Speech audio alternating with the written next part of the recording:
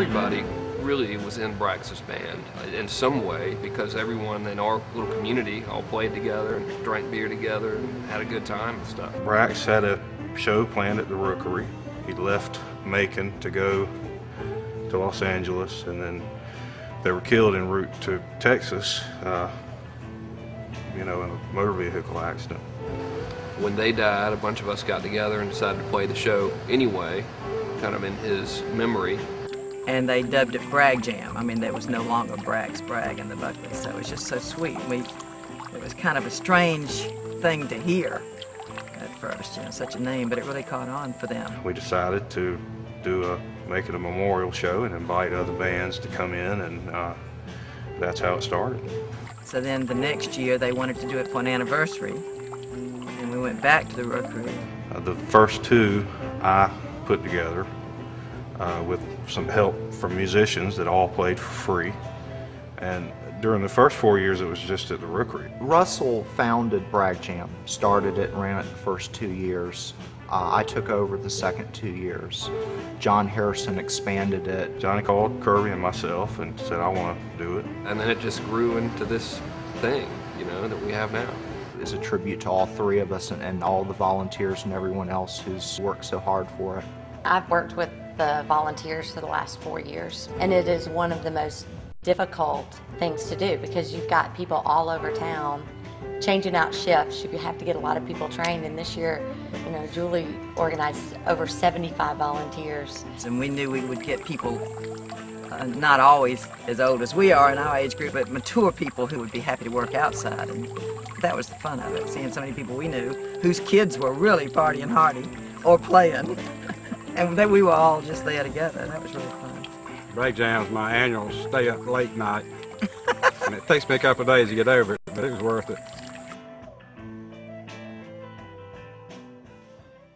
I got a mojo.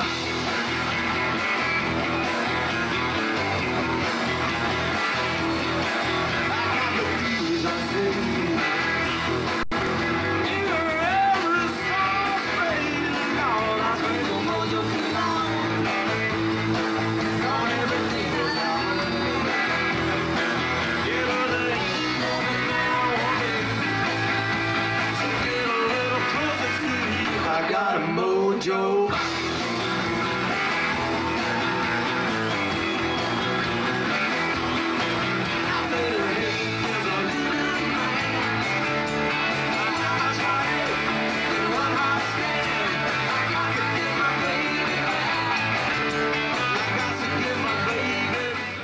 It's been a great experience and high quality, people full of lots of love have put a lot of work into this festival. I didn't even notice the event growing into what it was until this year, when I just kind of stepped back and said, good Lord, this is an actual thing. This is more than just a bunch of guys getting around acting stupid. This is like 100 guys getting around and acting stupid now, which is, I think there's a law against that, actually. Maybe we should get rid of a few guys. Maybe have 95 guys, yeah.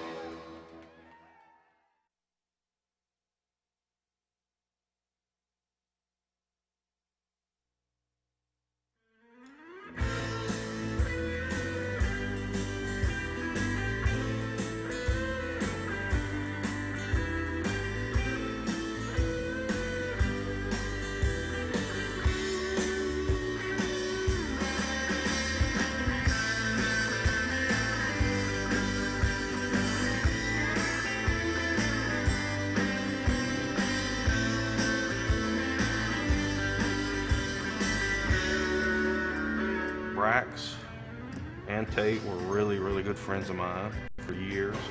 When I remember Brax, I just remember laughing and drinking beer and having a good time. My first encounter with Brax was he helped me get through Russian literature and Crime and Punishment. He would read 3 and 4 books at a time, and he would read one for a little while and put it down and read another one for a little while, and he was an avid reader. There was a certain amount of self-reflection in what he did, but he didn't care about what other people thought. He stayed true to himself and true to what he believed.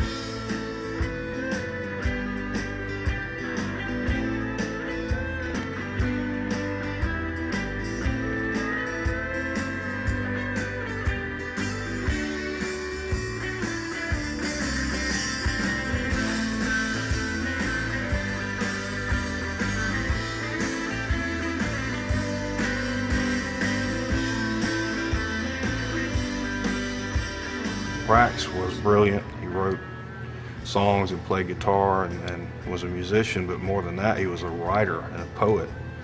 He kept a journal since probably early high school or maybe even middle school. He wrote a lot about dying young. I don't think he felt like he was going to be around for a while. And that kind of epitomized the way he lived in a carpe diem, seize the moment, and he extended that philosophy to his friends. And I think for the 29 years that he was here, it gave him such a rich and fulfilling life. He's a very interesting character. You know, he would always bring a different kind of attitude to music and a different kind of attitude to any situation. And he made friends so easily, and he was witty and he was eccentric. He wasn't like, I'm going to try and be this great musician. He just was, if you know what I mean. I don't think he could really ever be emulated. If you listen to the stuff he did, if you listen to his vocal inflections and all that, it's just classic signature Bragg sounding stuff. And all of it to me is very uplifting, fun, good.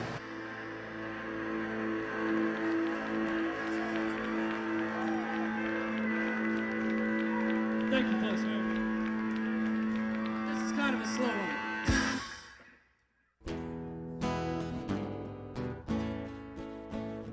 Bragg was an individualist, and he didn't want to play other people's music. He wanted to write it, and he wanted people to play his music.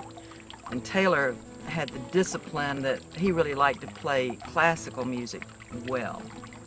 Tate, to me, was like an extension of Bragg's, but less crazy. And I say crazy with affection, not at all bad. And I could never get over how young he was, because he never acted like the kids that were his age. He was more of a perfectionist than his brother. Tate had developed into a real good guitar player. He was really a smart young man. Just real comfortable in his own skin, no pretense, nothing like that. What would have been for Tate would have been great things, and I think the main reason was because he had an older brother like Brax, who turned him on to the best that music and art had to offer. Brax loved his little brother. I say from the day Tate was born, they were just best of friends. And Taylor loved to be with him. Taylor was kind of his caretaker. The thing I remember mostly, I think, is first of all, they were very good boys. I mean, being a dad was so easy. The two of them really were my two best friends too. And that's the thing I remember mostly, is how close they were. I've never heard a cross word spoken between them. And they spoiled me.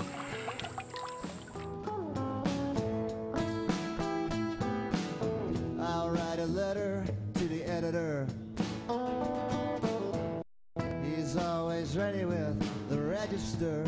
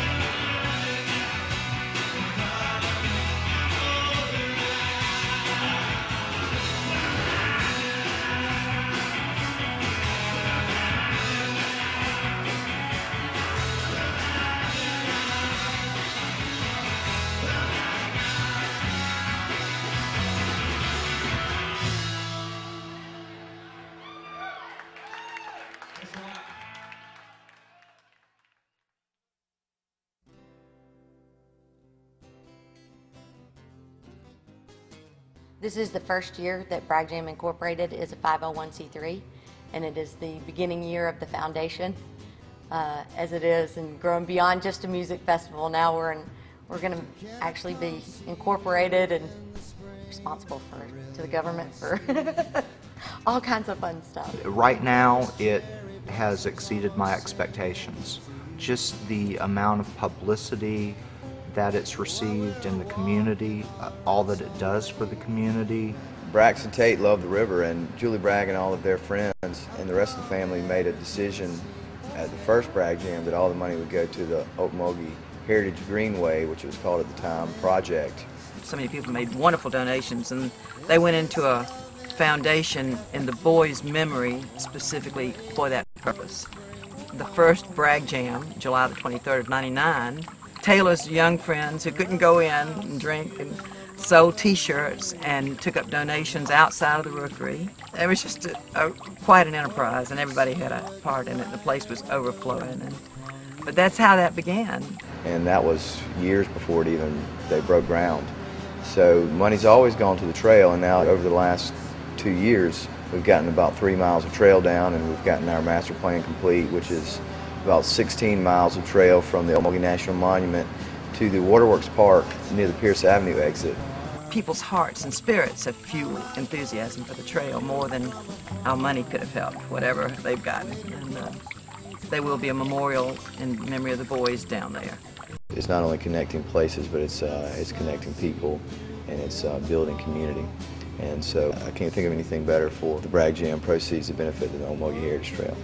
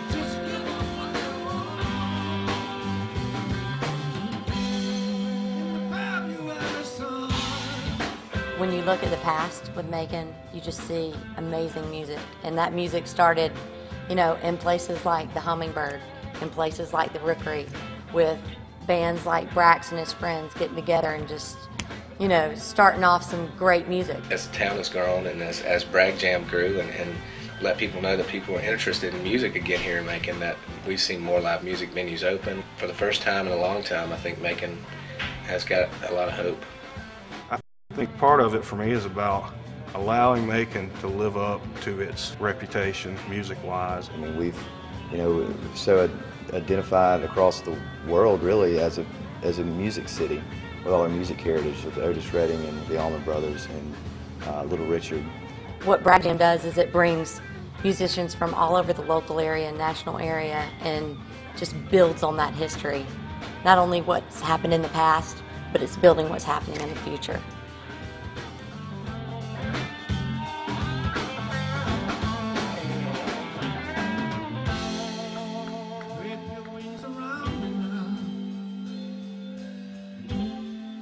Before the sun goes down again, in the end I'm broken down underneath the weight of Bragg Jam is hopefully just going to continue to get bigger and better. I think, we're shooting for bigger sponsors, which will be able to help us afford bigger acts. It would be a huge accomplishment to have a yearly festival in Macon that everybody in Georgia wants to go to. And I think once the sponsors realize that that's what's happening, then we'll have all the support we'll ever need to put on big festivals and raise big money for the trail. The sponsors are the foundation of Bragg Jam Festival. When you give to this organization, you know that you're giving to the Middle Georgia community. And what we do about the bands that we bring in and the talent that we can attract and the amount of advertising that we can do to get the festival and the words out further than just the Central Georgia area. We want to really be known as a regional festival and eventually maybe even a national festival. And we will never be able to do that without the kindness and support of our sponsors.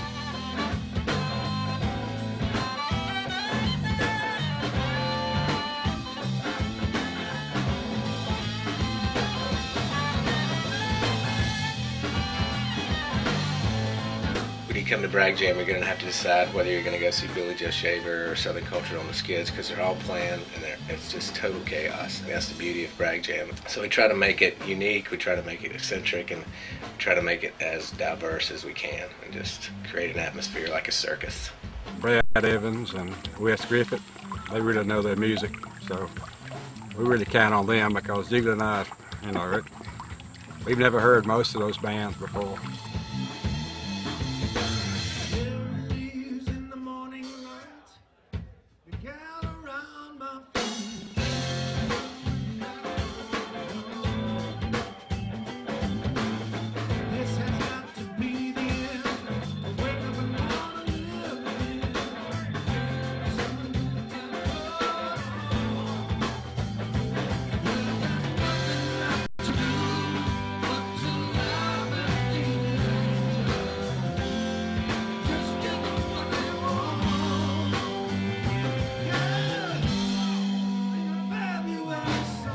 Some of the bands we've had, Southern Culture on the Skids, Southern Rock, and retro vibe that you don't normally see in 550. Red Hot Polka Dot specifically came from Australia. They have this great punkabilly vibe that you don't see here in Macon often.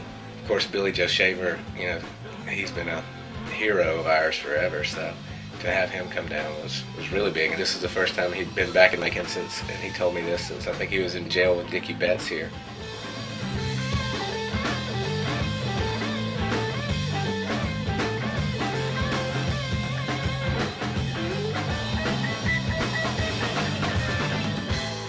Going to focus more on larger venues now that we have the Capitol Theater at our disposal, and the Trading Post will be ready.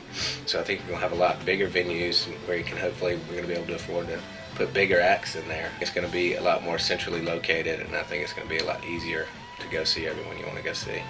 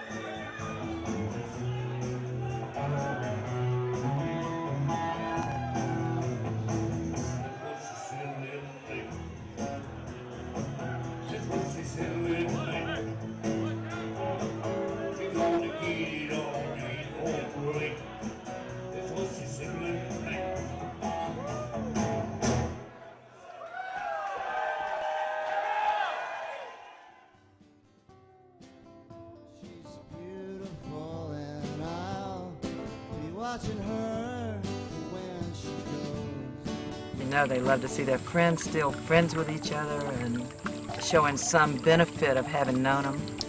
Don't you just hope people say that about you when you're gone, is that they will never forget you or that you really touch their lives. And so I'm sure they love all of that we're awake that way, you know. I think they must love that. Bragg would like the music. I think he would enjoy the fact that a lot of the songs he wrote are still being played. I'm sure they're in a better place. They're probably looking down and kind of getting a chuckle.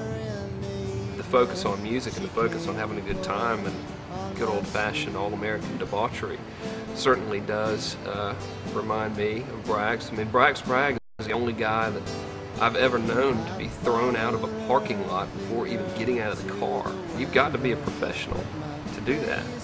Yeah, I mean, there's a lot of fun, a lot of good times going on, and Bragg Jam, to me, it's just about remembering them. We just Bragg's the songs, like everything else is secondary. It's about, well, you know, we're going to hear a couple versions of Coffee-Colored Hose tonight, or whatever, and remember our friends.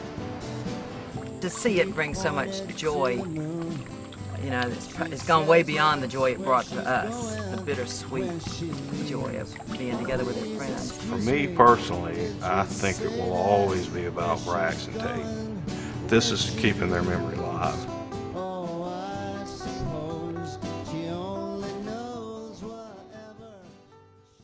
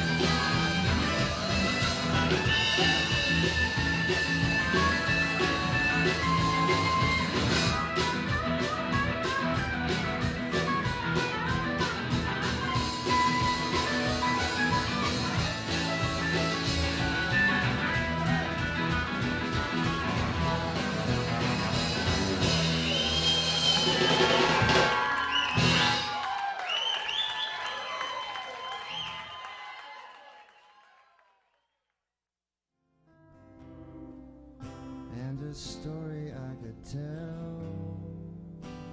The thing I'll never forget about hanging out with him in the last days that he was with us was we had been up all night hanging out. Like, we played until 2:30 in the morning, and then everybody was like, oh, let's go to the beach. We're going to the beach. So we hung out on the beach all night watching the waves come in and out, and everybody pretty much one by one disappeared from the beach. But at some point, at this moment of clarity, I looked next to me, and there's, Bragg sitting next to me. He's the only one left on the beach. And so I look at him, he looks at me, and he's like, okay, let's go for a walk. So we start walking, and 3 hours of conversation, mostly me just listening to him talk about his dreams, what he was about to do with his music. And he said, you know what, Scott, he's like, I'm tired of wasting my time. I feel like, I'm standing still. He's like, I think the world is ready for me now. and then he walked off. To me, that's what this is all about. You know, he may not have been able to share, you know, everything that he wanted to do, but I think through him he's still a part of this, and this is what he's sharing with us now. The world was ready for him, and here it is. He gave this to the world, you know. This is his little mark. In this sleeping homesick town, they'll take you by the arm, won't they? All the things that they could say,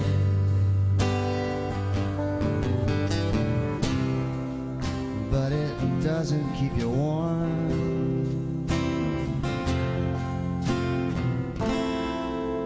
And you're going